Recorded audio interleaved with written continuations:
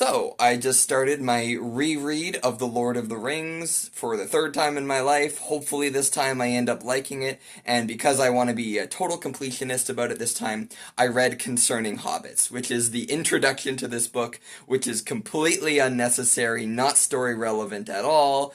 It's really only for deep Tolkien nerds, which is why it's so crazy that it's the first thing that you see when you open the book.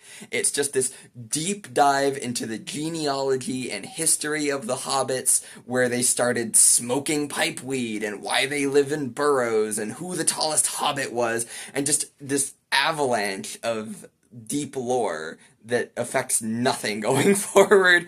There's also a lot of shopkeeping going on, I noticed. For example, when Tolkien first wrote The Hobbit in 1937, Bilbo won the ring from Gollum in a sort of fun, quirky little riddles game, and Gollum was beaten fair and square and gave him the ring willingly.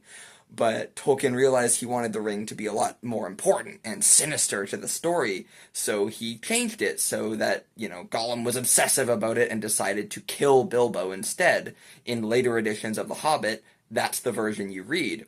So in Concerning Hobbits here, he's mindful of the two different editions, so he's just like, oh, if you encounter a different telling where Bilbo won it fair and square, well, that's just because Bilbo is a big-ass liar and he was trying to make himself feel better about, incurring the wrath of Gollum and all that stuff.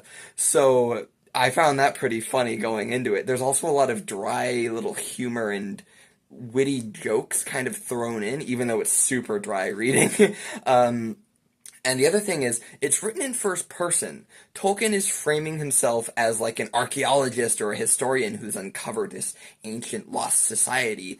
But then there's parts of it where he's referring to himself almost like he's one of the hobbits, so it's a little bit jumbled. But anyway, I read this kind of separate to, I'm going to wait a day before I actually start the main text because I'm treating Concerning Hobbits as its own separate section, because it completely kills the momentum before you even get started. So I'm just going to say, okay, I'm going to treat it like it's its own separate body of work, and then jump into The Lord of the Rings tomorrow. So I can't wait to do that, and I will be updating you as I go. If you're new to The Lord of the Rings, you can totally skip Concerning Hobbits. Don't worry about the pipeweed lore. But yeah, so until next time, we're going to see how I do with this reread. Wish me luck.